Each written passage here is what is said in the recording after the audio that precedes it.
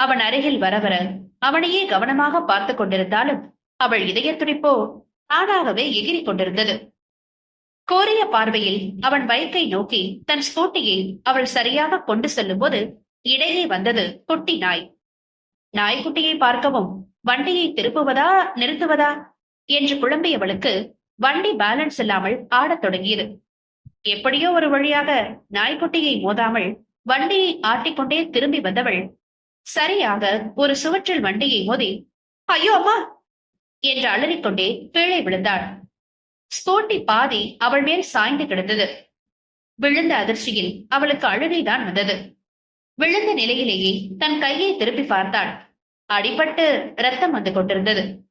லேசாக அவள் காயத்தை ஊதி கொண்டிருக்கும் போது அதை எழுந்திருச்சு பண்ண வேண்டியதானே என்று குரல் கேட்டு நிமிர்ந்து பார்த்தாள். டிப்டாப்பாக நின்று கொண்டிருந்தான் அதர்வா. இவன் நம்ம கீழே விழுந்ததை பார்த்துட்டானே என்று நொந்து கொண்டவள் பார்த்துட்டு சும்மா இருக்கே, ஹெல்ப் பண்ண வேண்டியதானே என்றாள் ஹரிணி. அவள் ஸ்கூட்டியை நேராக நிமிர்த்தியவன் அவள் முன் தன் கையை நீட்டினார். அவளுக்கோ அடிபட்ட வழியெல்லாம் மறந்து போய் அவன் கையை மெய் மறந்து பார்த்து கொண்டிருந்தாள்.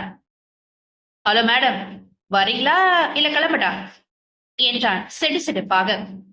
அவன் கை மீது தன் கையை மெதுவாக அவள் வைக்க வலுவாக அவள் கையை பிடித்து தூக்கிவிட்ட அதர்வா ஆர் யூ ஓகே என்று கேட்டாள். அவளுக்கோ மறைக்க முடியாத புன்னகைத்தான் வந்தது.